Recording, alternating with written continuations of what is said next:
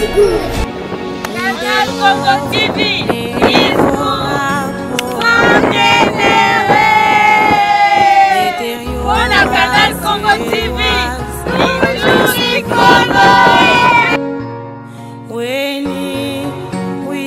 c'est le jeudi 14 octobre 2021 par le Premier ministre Sama Lukonde sous l'impulsion du chef de l'État Félix Antoine Tshisekedi Tshilombo. L'opération Kinshasa Zéro Trou a atterri dans la commune de Matete au mois de janvier 2022.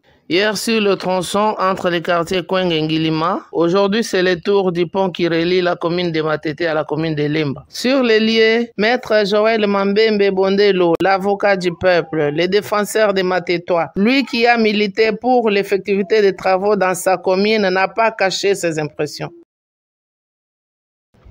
Bandeko nanga Matete na lobaki na bino chef de l'État alingaka Matete mingi pe alingaka bana Matete mingi. Yango wana ayokelaki nga lorsque na lobaki na ye ke Matete eza ya kobeba makasi. Na yango bomonaki lelo oyo misala esi ebandi. Lelo soki bomoni biso tozongi lisusu pour une deuxième fois ezali pona kosala suivi ya misala. Parce que tozalaki déjà awa lorsque il fallait kosala célébration ya début ya ba travaux.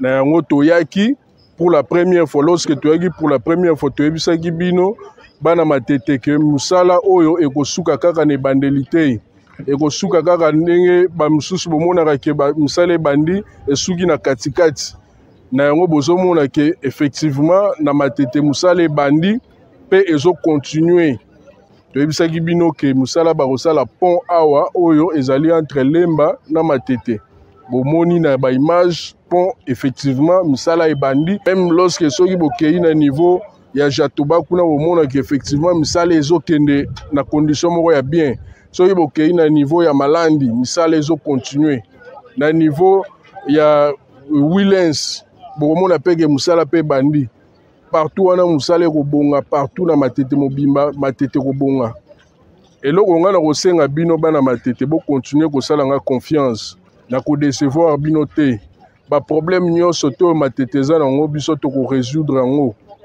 Lelo oyo ezali ka ya banzela tozobongisa lobi kozala problème ya sécurité nde to ko résoudre problème ya courant ezonga Matete mobimba to ko lutter po bana Matete bazo courant Matete mobimba to ko lutter po bana Matete bas insécurité esila na Matete to lutter ki po banzela nyonso to Matete ebonga lelo oyo bomoni Matete ekomi kobonga Matete komi kozonga ndenge ezalaki ne bandeli. Alors, Binobo continue pour ça la confiance na chef de l'État, son Excellence Félix Antoine Tshisekedi. À son tour, réitère sa confiance au chef de l'État, Félix Antoine Tshisekedi Tshilombo, et à son défenseur, Maître Joël Mambembe Bondelo. Nous avons remercié honorable Joël Mambembe dans l'initiation qu'il a eu. On a soutenir le président de la République. On a plan surtout na Matete. Donc jusque là, le régime est passé à Kiawa. Et ça là qui peut moïter. Nous étions arrivé à président à songer la mission na Matete.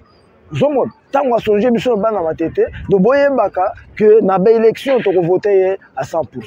Donc ça merci na honorable Joël Mambembe pour nous soutenir l'initiative du chef de l'État et au Zéro Trou. Tokanisaki ezalaki lokuta batu mingi bandimaki te ke banzele osale matango lobaki balansaki nini wana vision ya Zéro Trou. Matete ezala eza vraiment ya kobeba eza sundenge ezalaka liboso te. Mais tomoni banzela ebandi kobonga. Ebandaki kuna tomoni nzela kuna esili tomoni tokomi siko na pompe komi presque na kosila entrée à Matete Lemba tomoni yango déjà esili. Donc tozo pesa merci mingi na chef de l'État pour la vision na ye ndenga osunga biso pour na Matete na molobela biso Maître Joël Mambembe. Merci.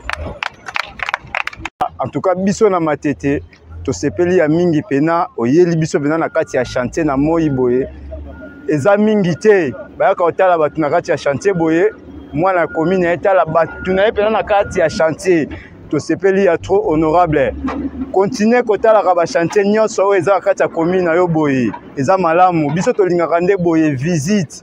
Tovotaka te mpo na mbongo te mpo na nini te tovotaka oyo aza na susi ya mboka.